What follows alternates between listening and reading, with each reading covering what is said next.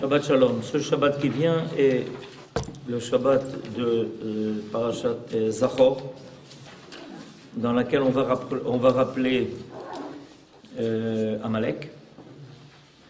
Et évidemment, la raison en est que Agag était le roi d'Amalek que Shaoul n'a pas tué, et Aman en est son descendant. C'est pour ça qu'on l'appelle Aman à Agagi. Agagi, ça veut dire celui qui descend de Agag, de ce roi de Amalek que Shaoul avait reçu pour mission de mener contre lui une lutte à outrance. Il n'a pas fait, et les conséquences en est qu'il va continuer à nous accompagner à travers toutes les générations. À part ça, le jour de Purim, nous avons aussi une Kriyat Torah qui parle aussi de Amalek.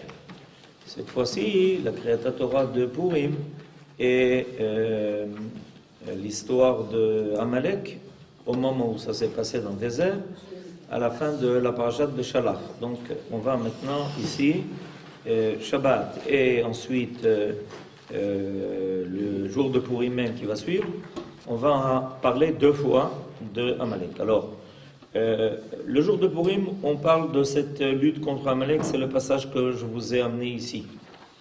Ce Shabbat, on va parler de la mitzvah, de se souvenir de ce que nous a fait Amalek, pour être en éveil et éventuellement être prêt à lutter contre lui. C'est pas une petite affaire. Amalek, c'est pas une histoire qu'on résout comme ça en 2 temps, 3 mouvements, pas du tout. C'est en fait quelque chose qui va nous accompagner de génération en génération. Et évidemment, il y a à ça des causes extrêmement profondes. On peut dire que d'une certaine façon, il est la signification, il est l'apparence du monde du mal dans le monde. Amalek, on peut le considérer comme l'apparition du mal dans le monde. Et évidemment, le mal ne supporte pas le bien. D'où sa lutte contre nous et d'où notre lutte contre lui. Parce qu'on ne peut pas faire de compromis avec le mal. Avec le mal, il n'y a pas de compromis possible. Alors c'est ce que le mal dit d'ailleurs. C'est ou lui ou nous. Et notre réponse c'est ou nous ou lui. C'est une équivalence à laquelle il fallait s'attendre.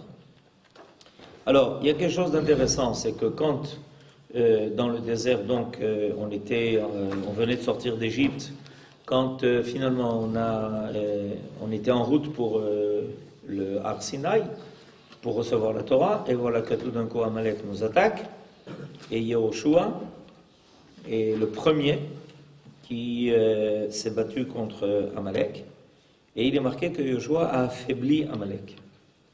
Vayachalosh Yehoshua. Et la question est de savoir pourquoi l'affaiblir. Pourquoi l'affaiblir? Pourquoi ne pas pourquoi ne pas se battre contre lui jusqu'au bout? Pourquoi ne pas avoir une victoire totale sur Amalek? Parce que lui, il n'a pas l'intention seulement de nous affaiblir, son intention est de nous supprimer. Comme on le voit d'ailleurs dans la Megillat Esther, avec Aman. Il n'a pas l'intention de nous faire du mal, il a l'intention de nous supprimer, tout court. Alors pourquoi Yehoshua ne se contente que d'affaiblir Amalek? Réponse, sa défaite définitive demeure réservée pour un lointain avenir. En d'autres termes, la lutte contre Amalek n'est pas un combat, mais une longue guerre. Yehoshua a gagné un combat, et on va avoir ensuite de nombreuses fois à rencontrer Amalek, et mener d'autres combats, jusqu'à ce que finalement on ait le mérite de pouvoir supprimer Amalek. Alors, il y a ici quelque chose d'important à comprendre. Pourquoi ça ne peut pas se résoudre d'un seul coup? Pourquoi est-ce qu'il y a besoin de cette lutte par étapes?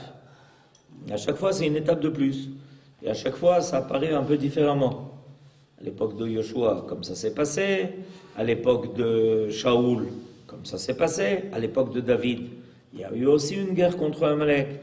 Et finalement, à Purim, comme on le sait, comme on va l'entendre dans la Megillat Esther, et ça ne s'est pas terminé à Purim non plus. D'accord? Et on le sait aussi. Alors pourquoi? Pourquoi c'est comme ça? Parce que si toute l'histoire de notre lutte contre Amalek était l'histoire de la lutte contre un peuple, alors des fois entre des peuples, il y a des luttes, il y en a un qui finit par dominer l'autre et mener à remporter victoire, et finalement ça s'est terminé quoi. À un moment donné, bon, zéro. Il y a le plus fort, le plus faible, et l'affaire se termine. Mais la lutte contre Amalek est une lutte cosmologique.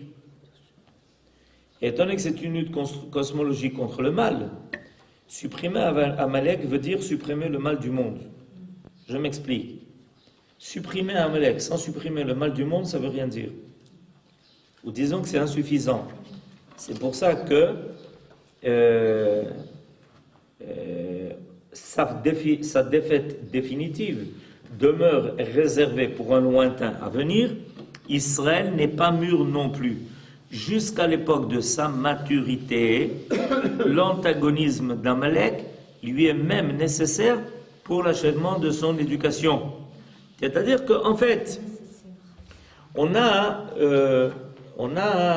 deux niveaux pour l'affronter, Amalek.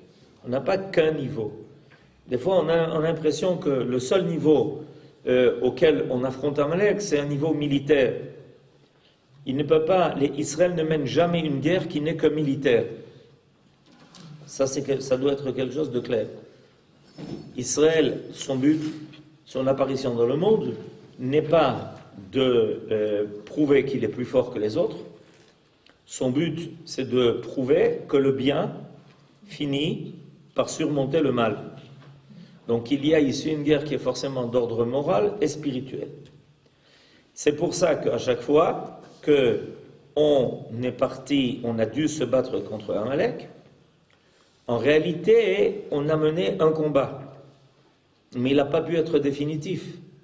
Parce que ce combat ne s'est pas accompagné d'une situation où on a pu faire apparaître une morale et un niveau spirituel tel que le mal a en même temps disparu du monde. Et l'un ne va pas sans l'autre. Comme je disais tout à l'heure, Amalek, en réalité, est le condensé du mal dans le monde. Donc, lutter contre Amalek, c'est lutter contre ça. Donc, tant qu'on n'arrive pas jusqu'au bout de cela, tant qu'on n'est pas capable de irradier dans le monde une situation où le monde accepte d'adopter une conduite morale et spirituelle en reconnaissant qu'il y a un Dieu créateur de providence qui mène l'histoire et qui en réalité est le maître de la nature, la lutte contre Amalek n'est qu'un combat. Et ce combat, il va se poursuivre. Et au fur et à mesure de cela, Israël, de plus en plus, prend conscience du niveau qu'il doit affirmer, qu'il doit faire apparaître. Et c'est pour ça que, déjà à l'époque de Yoshua, on s'aperçoit de cela quand il est marqué que Yoshua ne fait qu'affaiblir Amalek. Alors à ce moment-là, il est marqué que cette guerre contre Amalek doit être marquée dans le livre. Ktov Zot Zikaron Basefer. Voilà ce que Akadosh Baruch Hu dit à Moshe Rabbeinu. Cette histoire d'Amalek, tu dois la marquer en souvenir dans le livre. Pourquoi? Afin de nous faire prendre conscience que l'Éternel prend en haine quiconque persécute Israël et que sa défaite finale sera correspondante au degré de sa perfidie et de sa malice. Amalek, qui a mené la première offensive contre Israël, sera châtié par l'extermination sous tous les cieux de son existence. Pourquoi? Parce qu'il représente le mal. On attend un monde où le mal disparaisse. C'est le livre. De quel livre s'agit-il? C'est le livre de la Torah, affirme Nachmanide, Ramban. Et non celui des annales des guerres de l'Éternel, mentionné autre part. lorsque Mordechai et Esther demandèrent aux sages de leur époque, c'est-à-dire les sages de la grande assemblée, de Anshe Knesset Agdola, de fixer la fête de Purim dans les Écritures, parce que c'est une décision d'un poids lourd. De quoi? De raconter ce qui s'est passé à l'époque de Mordechai et Esther et de l'introduire dans la Bible. Pourquoi? Pourquoi c'est une décision tellement importante? C'était pas du tout évident que la Megillat Esther soit dans la Bible. Dans la Bible, c'est-à-dire dans les 5 livres, dans le... La Bible. Pas la Torah, la Bible. La Bible. Les 5 livres, c'est pas la Bible, c'est la Torah. Pour les nations. Pardon? Ça devrait être reconnu par les nations aussi. Pour que l'histoire de Purim soit une histoire qui soit connue des nations, parce que les nations lisent la Bible. J'ai bien compris? Ok, il y a quelque chose de vrai, mais il y a quelque chose de fondamental. Il faut bien savoir ça. On va lire à Purim la Megillat Esther. Ok. C'est quoi la Megillat Esther? Est-ce que c'est une histoire? Si on lit la Megillat Esther, c'est une histoire. On nous raconte qu'il y avait un roi, il s'appelait Achashverosh. Ok. Et puis, il avait un grand empire, 127 contrées. Ok. Et puis, il avait la folie des grandeurs. D'accord. Jusqu'à présent, est-ce que c'est une histoire qui sort de l'ordinaire? Non. À cette époque, tout le monde était comme ça, quoi. Bon. Jusqu'à présent, je ne vois pas. Alors, je ne comprends pas. Tu veux mettre ça dans la Bible? Enfin, qu'est-ce que tu veux nous mettre dans la Bible? C'est selon ce que vous avez dit. C'est-à-dire l'importance. Amalek était, à l'époque, c'était Aman, et c'était le début, on va dire, de la victoire du bien sur le mal. Et c'est une chose essentielle. Ok, oui. Quelque chose qui peut se reproduire après dans le temps. Quelque chose qui peut se reproduire. C'est-à-dire, on ne peut pas introduire quelque chose dans la Bible pour quelque chose qui n'est que momentané. Alors, on pense que Pardon?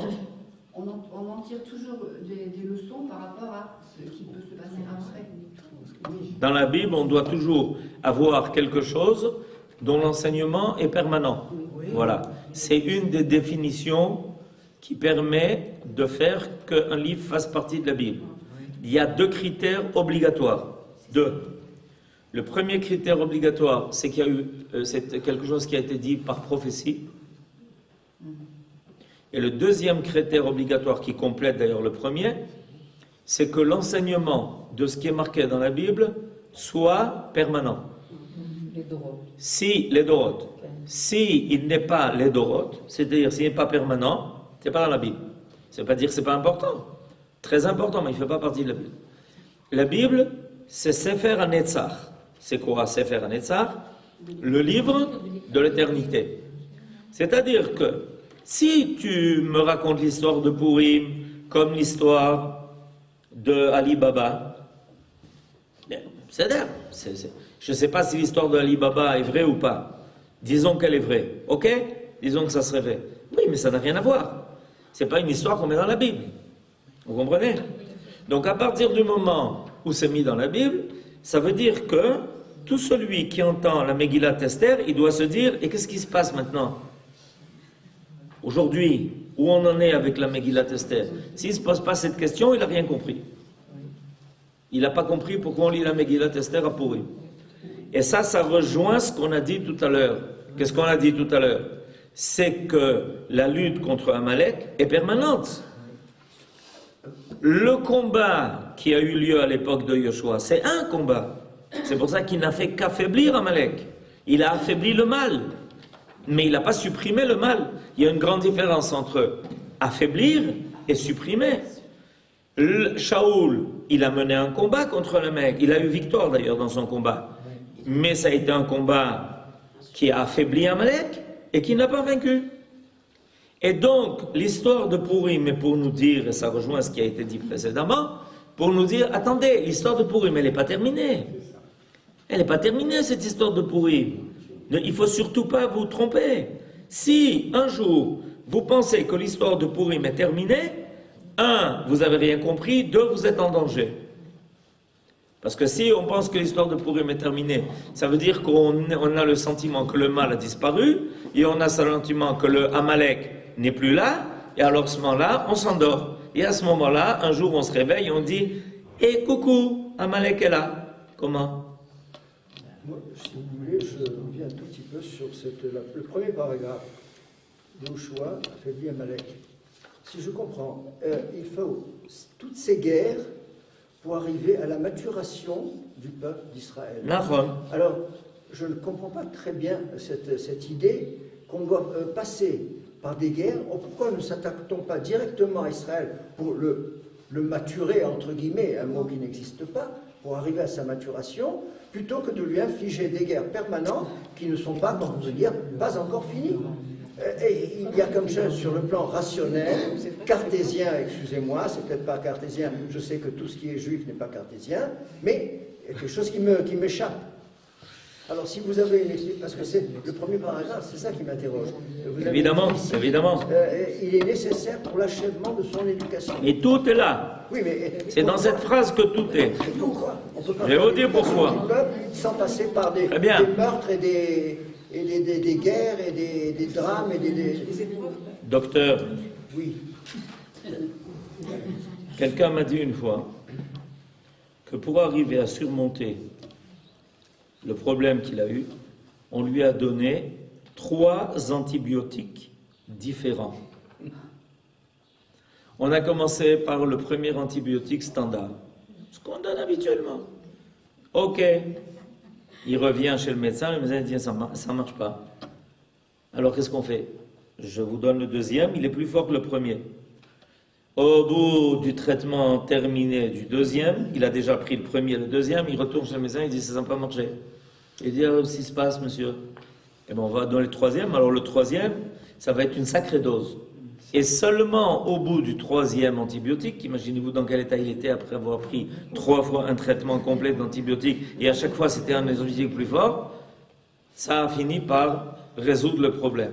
Qu'est-ce que je suis en train d'expliquer? Je suis en train d'expliquer que c'est pas qu'on impose à Israël une guerre, c'est qu'Israël est dans un état où une guerre est possible. C'est pas la même chose. Tant que la guerre contre Israël est possible, ça veut dire que la situation, notre situation à nous, et la situation du mal dans le monde est telle que pour le moment, on est en état d'infériorité. C'est ça que ça veut dire. Il y a dans le monde un dosage très précis comment dirais-je, du niveau du mal et du niveau du bien. Tant que le mal, c'est comme les, comment ça s'appelle, comment ça se dit en français, je me rappelle plus comment ça se dit en français. Vases communicants. Les vases communicants, voilà, les vases communicants. Alors, c'est comme les vases communicants. Tant qu'il y a un niveau qui est plus haut que l'autre, il y a un effort qui est fait pour finalement stabiliser les 2 vases au même niveau. Ben, ce principe-là, c'est un principe qui existe au niveau mondial, au niveau du bien et du mal. Ça veut dire en d'autres termes que c'est pas que alors Israël, vous êtes pas encore prêts, eh ben on va vous envoyer une petite guerre de plus pour ça. Non, c'est pas du tout comme ça que ça marche. Ça marche autrement. Ça marche dans le fait que quand Israël arrive à faire apparaître dans le monde un niveau tel de attachement à des valeurs qui sont tellement importantes, mais tellement évidentes, que personne ne peut les réfuter, que le mal dit, moi j'ai plus rien à faire ici dans cette affaire-là. Mais tant que le mal a le sentiment qu'il est en état de majorité et que Israël est en état de minorité, on nous appelle une minorité, c'est comme ça qu'on nous appelle, on est mineur. Alors, le mal dit, il n'y a aucune raison, on va continuer. Jusqu'à ce que finalement, on verra finalement qui sera le plus fort, qui va gagner dans cette affaire. Et ça, tout celui qui étudie l'histoire sérieusement s'aperçoit, c'est comme ça que ça marche. Il y a toujours quelqu'un qui a le flair pour se dire, ok. Alors, qu'est-ce que les guerres nous amènent? Ça, c'est la deuxième question qui est importante, parce qu'elle vient compléter la première. Qu'est-ce que ça nous amène? Ça nous amène beaucoup de choses. Un, ça nous amène la prise de conscience de notre niveau. Ben oui. Tant qu'on n'est pas attaqué, on est persuadé que tout va bien. Regardez ce qui se passe à l'époque de Purim. On est en Perse, ok, on respecte Shabbat, on fait les fêtes. C'est marqué dans la Megillah. On respecte Shabbat, on fait les fêtes, etc. Tout va bien. Et puis le roi nous dit, écoutez, puisque vous sentez si bien en Perse, venez participer à mes festins. Ben, pourquoi pas? On va participer aux festins. Et jusqu'où ça va? Jusqu'où ça va mal, ça va très mal, ça va très loin. Parce que les festins de Achashverosh, c'est pas si innocent que ça du tout. Quand on lit sérieusement la Megillah et les enseignements de nos sages, on s'aperçoit que c'était loin d'être innocent, ces festins-là. Et Israël, vous êtes conscient de cela? Non, pas tellement à vrai dire. Ok, alors on va vous aider. Comment on nous aide à prendre conscience de cela? C'est qu'à un moment donné, celui qui était au plus bas passe au plus haut. C'est Aman. Il était au plus bas. Il passe au plus haut. Ok? Ça commence à devenir inquiétant. Que celui qui était au plus bas, tout d'un coup, il est au plus haut. Ça devrait déjà beaucoup inquiéter. Mais ensuite, on s'aperçoit que non seulement il est au plus haut, mais que tout le monde maintenant doit s'annuler devant lui. Ah, ça devient très inquiétant, cette affaire-là. Et puis, quand finalement ça arrive devant Mordechai, tout le monde jusqu'à présent a accepté. Il n'y a pas le choix, tu comprends, il n'y a pas le choix. On est en danger, on n'a pas le choix. Il faut faire avec ce qu'il y a. Combien de fois on a vécu cette situation? Jusqu'à ce que ça devienne impossible. Et impossible, ça veut dire quoi? Qu'il y a là-bas Ish Yehudi qui dit, attendez, on va disparaître, nos enfants. Pas du tout. Jusqu'à présent, il n'a pas décrété décret de mort, vous n'avez pas compris. Le décret de mort a déjà été prononcé. Où ça? En haut? Il était déjà prononcé en haut. Et moi, en ne me prosternant pas, j'essaie de l'annuler. Quand les enfants d'Israël entendent le décret qui est publié par Mordechai, en réalité, il ne fait apparaître que quelque chose qui était déjà. Parce que vous savez que ça prend du temps avant que les choses apparaissent. D'abord, ça se passe en secret, et ensuite, ça se révèle. Mordechai a été le catalyseur de cela.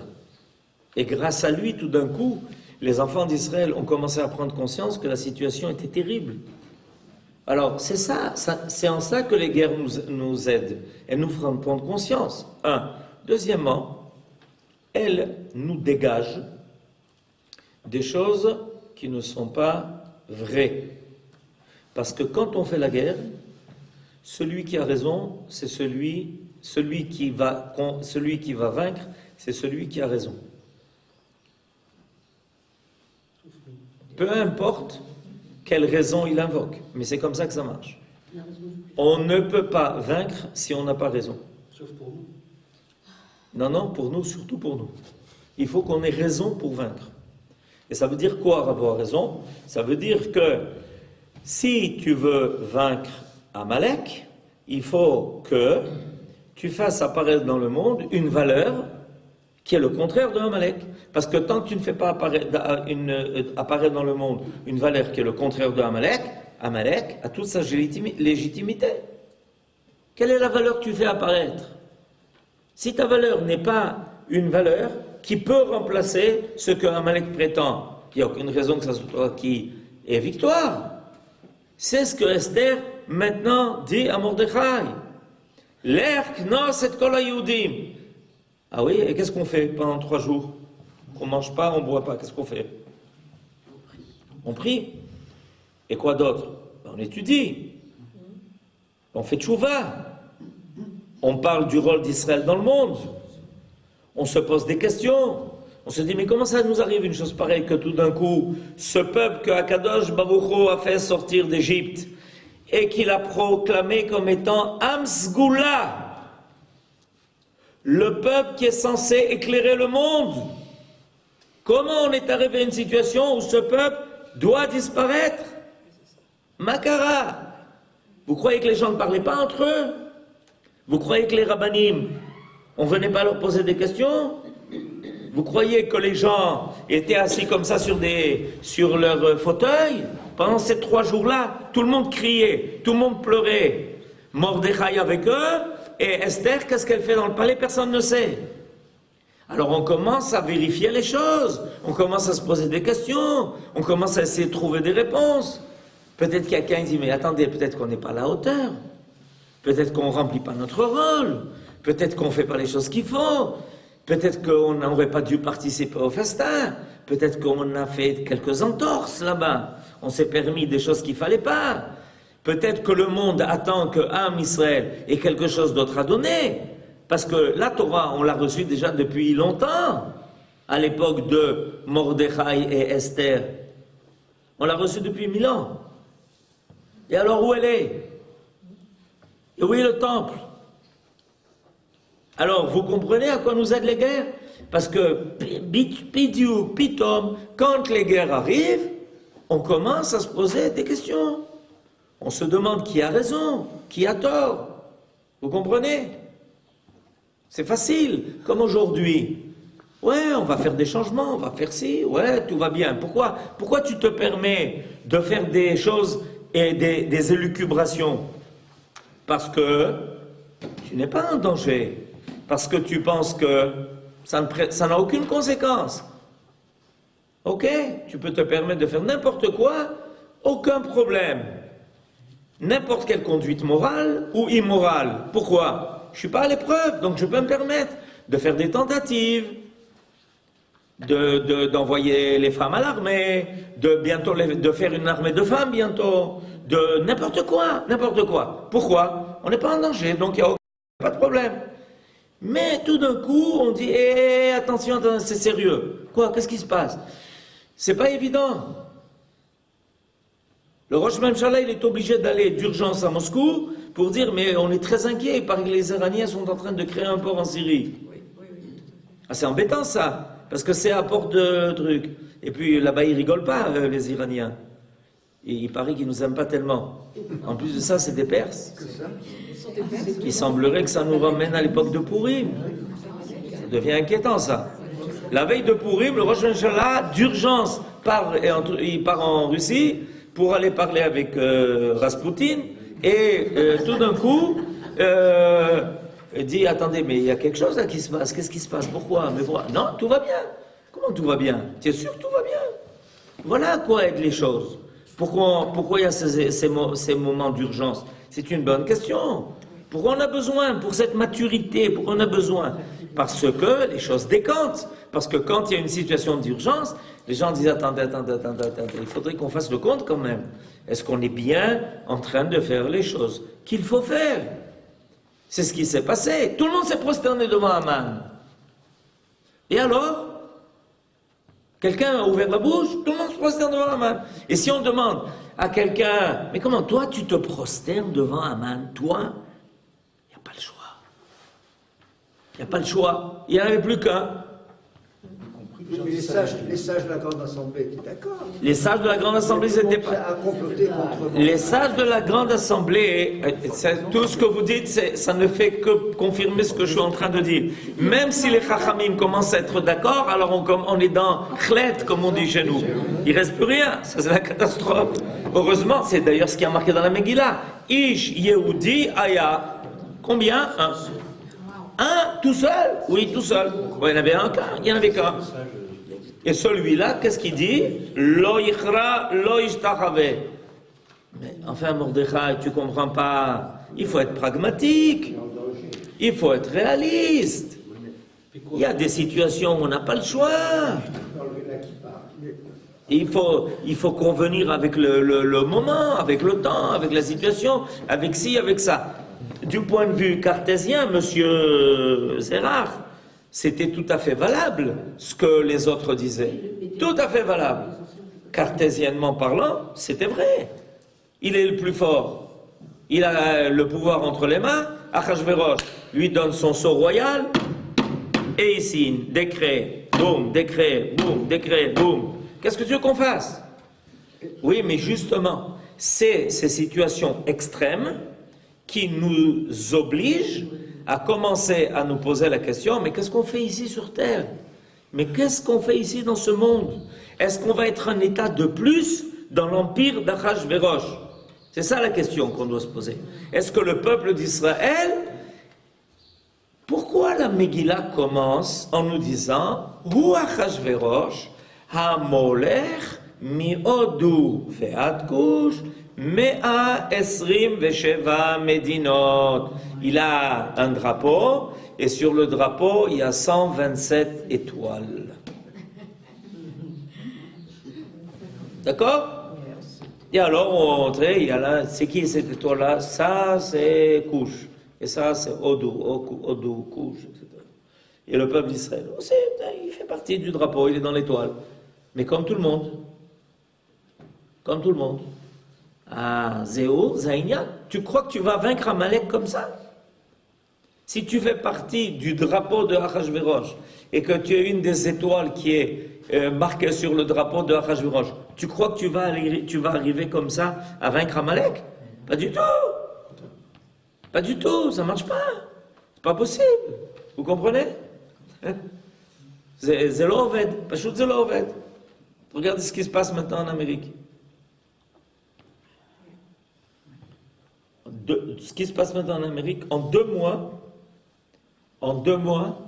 il y a eu 146, maintenant ils ont annoncé le chiffre, il y a eu 146 cas où ils ont dû évacuer tous les juifs, du Beth Knesset, des immeubles, etc. Et il semblerait que ce soit le même bonhomme, mais personne n'est capable de l'attraper. Alors on commence, une fois qu'il y a eu 146 déménagements, imaginez-vous, et tout le monde est atteint, synagogue, centre communautaire, etc. On commence à plus se sentir tellement à l'aise sur la chaise. D'accord? Et quand ça arrive, quand on a eu le président, ça y est, on est tranquille maintenant, boum, tout d'un coup, mais qu'est-ce qui arrive? C'est pas possible. Tous les jours, il y a quelqu'un qui téléphone en disant il y a une bombe. Alors, il y a quelqu'un qui dit, ne vous inquiétez pas, à chaque fois, c'est une fausse alerte. Eh bien, je vais vous dire quelque chose de très sérieux, c'est une vraie alerte. C'est pas une fausse alerte, c'est une vraie alerte. Parce que Akadosh Baruch Hu, il est plein de miséricorde. Alors, qu'est-ce qu'il fait? Il envoie la vraie alerte sans que pour le moment, il n'y ait chas v'shalom aucune victime. C'est ça la vraie alerte. Si tu fais attention aux vraies alertes, tu n'auras pas besoin d'affronter les conséquences des alertes. Vous comprenez? Celui qui veut s'endormir, il dit, c'est 146 fois, mais il n'y a eu rien eu. Donc on est tranquille. Eh oui, c'est ça le problème, justement. C'est ça que tu n'as pas compris. C'est pour ça qu'il faut entendre Parashat Zachor. Parashat Zachor, vous savez qu'il y a des gens qui sont très fébriles. Le Shabbat, ce Shabbat-là, des gens très très fébriles. Pourquoi? Ils veulent être sûrs qu'ils ont entendu la meilleure Kriyat Torah, du meilleur Sefer Torah, par celui qui lit le mieux la Kriyat Torah, à tel point qu'il y a des gens qui vont entendre 10 fois la même Kriyat. Une fois, ils vont l'entendre dans un Beth Knesset. Ils courent à un autre Beth Knesset. De là, ils vont à un Beth Knesset. Peut-être que la Kriya qu'ils ont entendue là-bas, c'est pas la meilleure Kriya, c'était pas le plus beau Sefer Torah, le meilleur, le plus meudar, etc. Je rigole pas. Mais Habibi, j'ai une question à te poser. Tu as entendu, je sais pas, 10 fois Kriyat Zachor. De quoi on parle? Tu as entendu Zachor et Asher, Lotishkar. Il faut que ça soit la prononciation Sfarad, Ashkenaz, Temani, tout ce que vous voulez, sur toutes les variations, sur tous les trucs. Mais de quoi ça parle? De quoi ça parle? Je sais pas, c'est la mitzvah de Zachor. Vous comprenez? Il faut être sérieux dans la vie, enfin. Vous croyez que Kadosh Baruch Hu, les sages nous ont fixé juste ce Shabbat en disant attention, surtout ne ratez pas la parashat Zachor. Pourquoi? Pour être sûr que le Sefer Torah a été écrit de la meilleure... Baruch qu'il faut ça. C'est ce que j'ai dit d'ailleurs au Gabay. J'ai dit prends-nous le meilleur Sefer Torah pour ce Shabbat. Mais de notre côté, il y a Habibi. Tu entends un peu de quoi il s'agit? Tu fais attention à ça. Tu t'intéresses à ça. Tu vas me parler de fausses alertes. Mais tu es fou. Tu comprends pas que si ça arrive, c'est pas normal.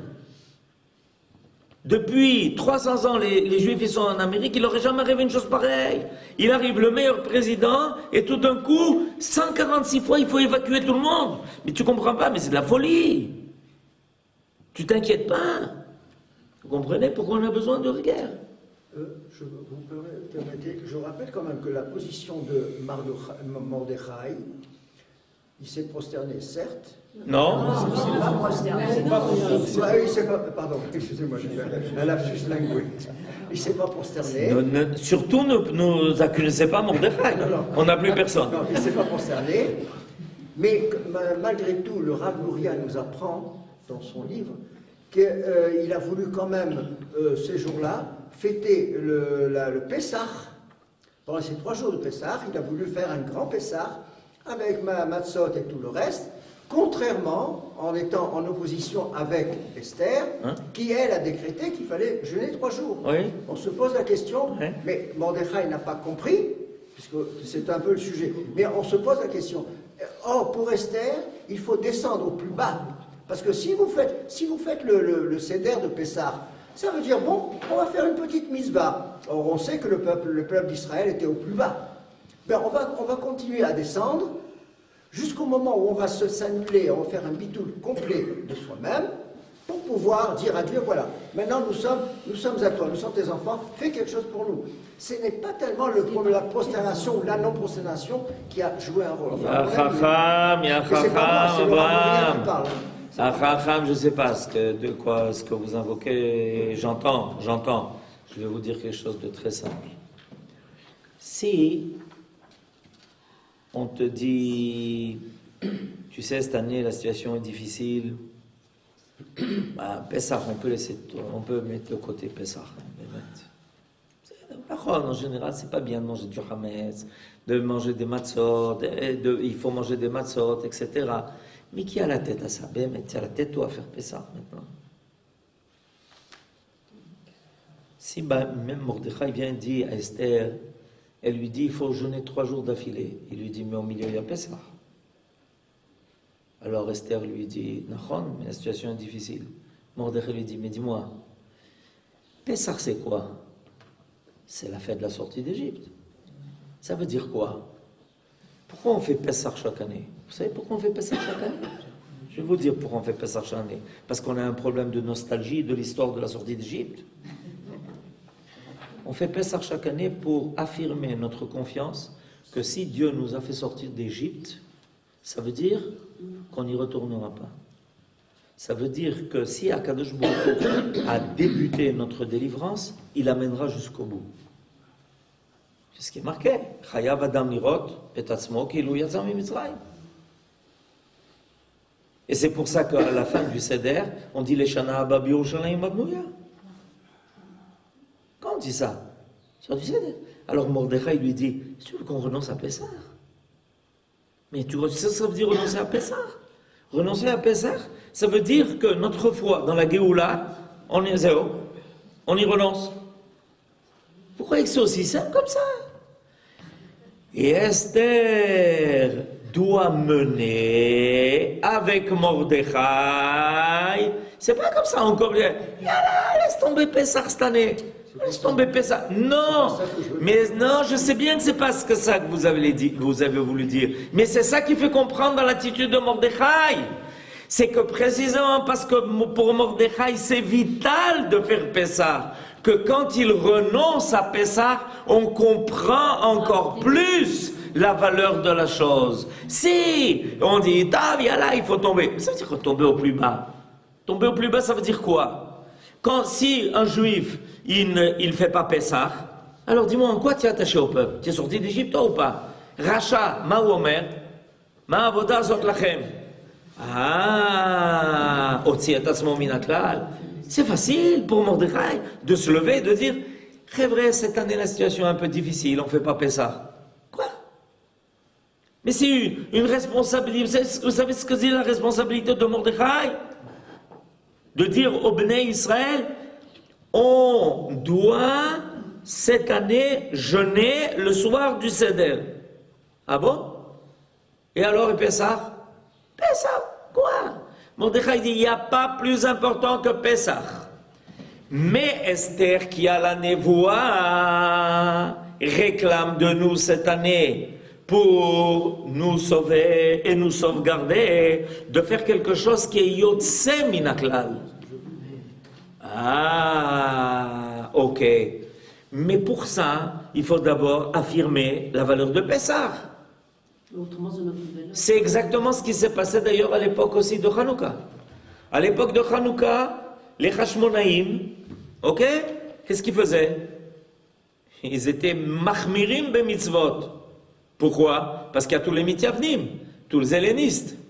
Allez, ça c'est pas grave, ça c'est pas important, Brit Mila, Shabbat, Kashrut, Taharat HaMishpacha, yalla, yalla, yalla, yalla. Ils étaient machmirim. Ok? Décret, interdiction de respecter Shabbat. Qu'est-ce que font les Hashmonaïm? On respecte Shabbat.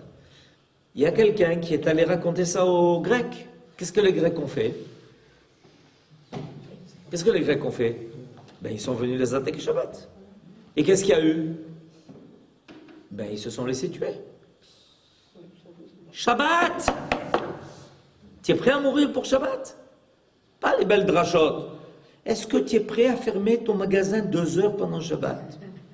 Il va te manquer 2 heures de recettes. Et si on te dit, Habibi, si tu respectes Shabbat, tu vas mourir. Eh bien, les Hashmonaïm, dans les premiers temps, ils se sont laissés tuer par les Grecs quand ils venaient avec Shabbat. Alors, il y a eu la chose qui est arrivée devant le Beddin. Et le Beddin a entendu les arguments d'un côté comme de l'autre. Les arguments d'un côté dit, mais les Grecs, si on se bat contre Shabbat, ils vont réussir à obtenir ce qu'ils ont voulu. Ils ont voulu qu'on transgresse Shabbat, ils nous obligent à transgresser Shabbat, donc ils auront gagné. Embêtant ça. Alors l'argument contraire, il y a quelqu'un qui a dit, mais attendez, c'est vrai, mais de notre côté, s'il n'y a plus de juifs, il n'y aura plus de Shabbat. Donc il faut faire un psak meyuchad. Et c'est ce qui s'est passé avec Mordechai. Il dit, mais s'il n'y a pas Pessah, ça veut dire qu'on n'est pas sorti d'Égypte. Alors on reste en Égypte. Mais Esther, qu'est-ce qu'elle lui a répondu? Tu as raison, Mordechai, mais si on respecte cette année Shabbat, Pessah, il n'y aura plus de juifs. S'il n'y a plus de juifs, qui va respecter Shabbat l'année prochaine?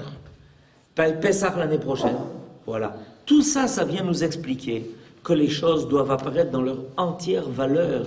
Quand finalement on décide de faire quelque chose, on le fait en toute conscience. En toute conscience, on le fait. C'est pas parce que, bon, alors écoutez, et c'est ça, ces situations extrêmes que vous avez invoquées, c'est bédiouk le but de cela. Les situations extrêmes, elles nous obligent à vérifier nos valeurs. Et finalement, quand on les vérifie et quand on les fait apparaître, c'est ce qui va nous permettre finalement de vaincre nos ennemis. Amen. Shabbat Shalom.